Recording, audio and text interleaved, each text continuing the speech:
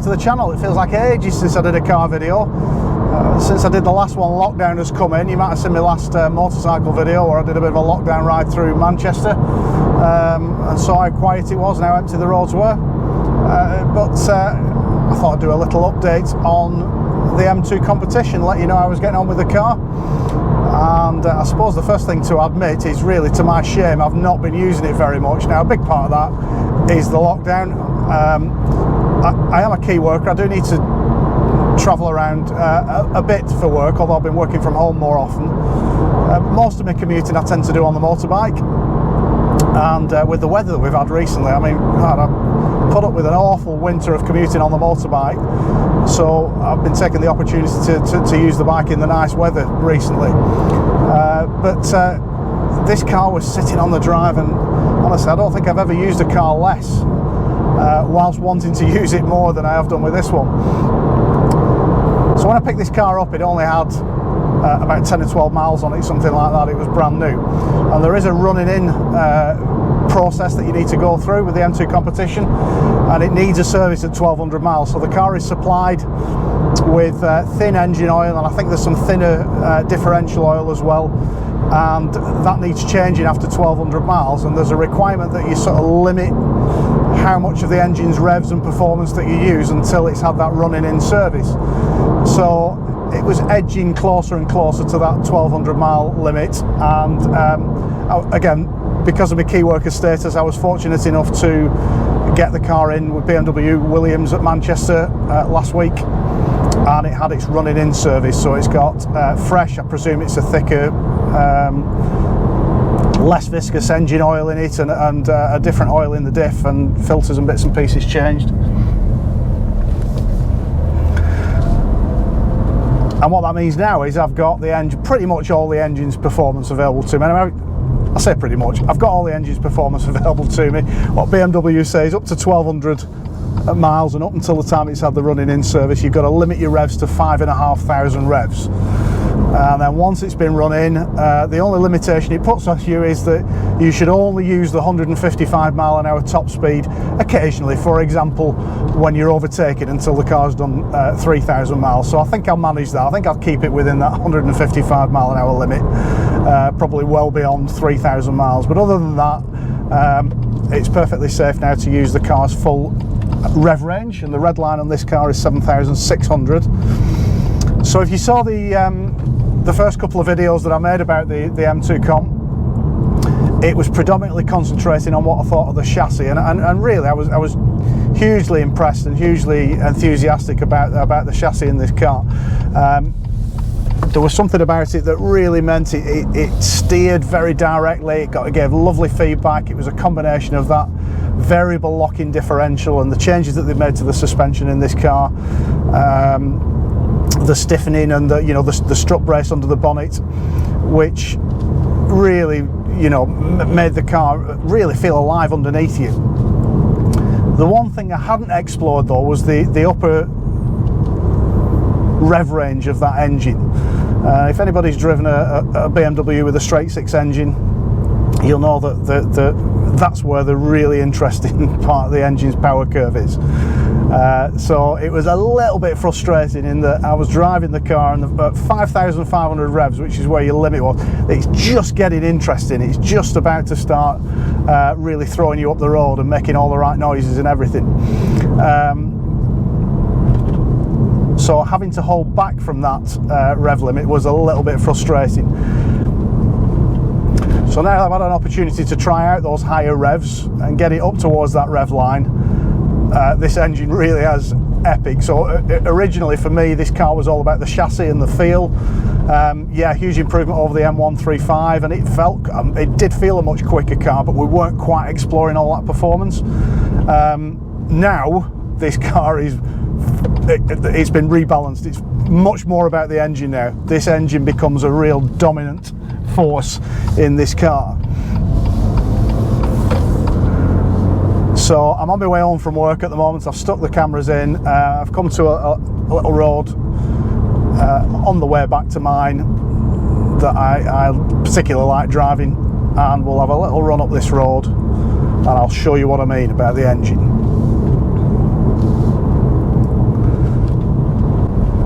Okay, so to make the drive a bit more interesting, I've selected M2 on the steering wheel. So that puts the gearbox into manual mode, sharpens up the steering, or adds a little bit of extra weight to the steering, speeds up the sort of speed of the gear change, or the ferocity of the gear change as BMW term it. Sharpens the throttle response, opens some extra valves in the exhaust just to bring the sound up a little bit. And I'm in fourth now. I'm going to change down to second as we go into the national speed limit. Check the mirrors and get the revs around.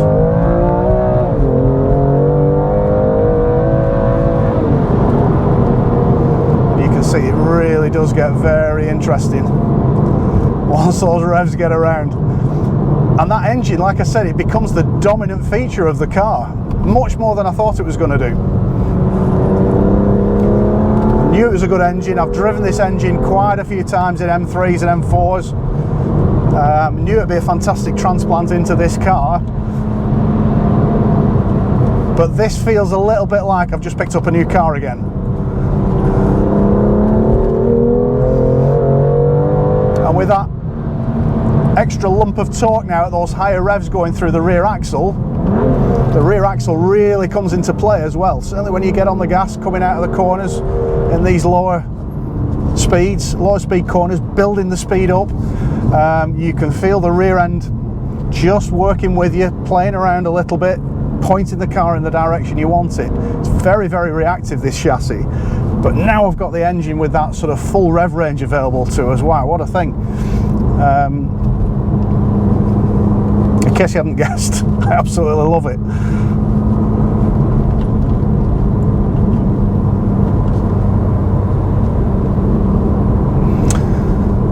But the thing is, and this is typical of BMWs really, most of the time, in fact almost all of the time, it's not being driven like that. Jump in this car, it defaults to a sort of relaxed, slightly lazier throttle response. It's an automatic, the gearbox is in automatic mode, and it's so easy to just bimble around, take your time. It's a pretty comfortable car just to cruise around in. And it's got that real Jekyll and Hyde character to it now, even more so than before.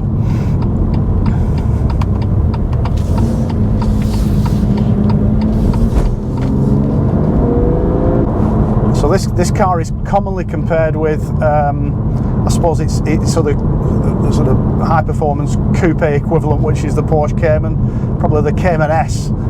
Or GTS more than anything that you compare with this car, because that's got the sort of 350, 360 odd brake horsepower. I've driven those cars. I actually really like the 4-cylinder Cayman and the Cayman S. It's got a really nice handling balance, but engine wise this car is definitely, it's beating Porsche in its own game, I think is the best way to put it.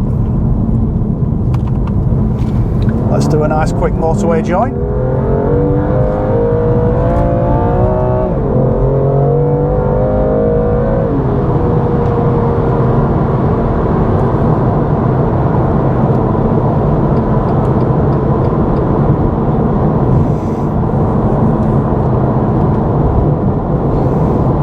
Little trips off roundabouts onto slip roads, especially with the road and the weather conditions like they are now. Oh, it's absolutely epic, this car.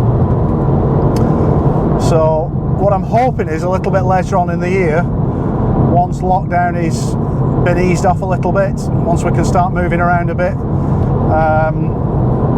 maybe we can get away up to Scotland for a couple of weeks, get on some of those fantastic northern Scottish roads up in the Highlands, do a few videos of the car being driven on those roads. I was planning to go to Russia this year, but all holiday plans are off because of what's going on. So I think possibly we'll get up to Scotland in this later on in the year, do some filming with it. So what else can I update you on the car? Well, I mean really I'm trying to just use it as much as I can at the moment, which isn't very often. It's still only got 1,400 miles on it now. The engine is still running in it. Will loosen up over the first 5,000 miles, so it's pretty quick now, but once it's fully running, we'll have a few more of those horsepower be loosened up, and everything else will have bedded in as well. Then the brakes will have bedded in properly, the tyres, the suspension and everything. But for now, I am extremely happy with this car. It is.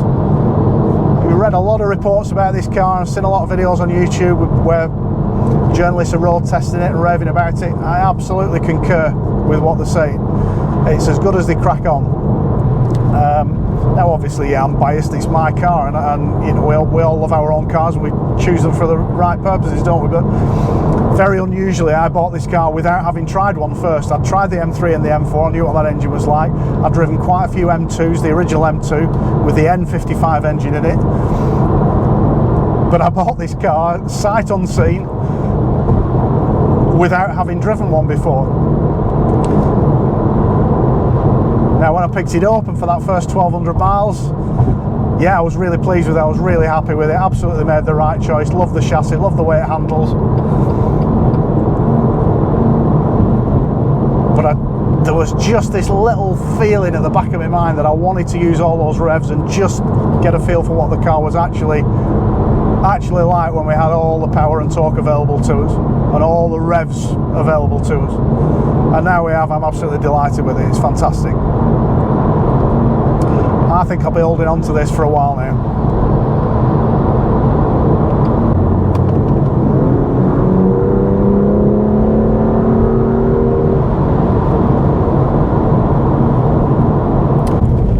Anyway, that's it for now. Thanks for watching. Hope you've enjoyed the video.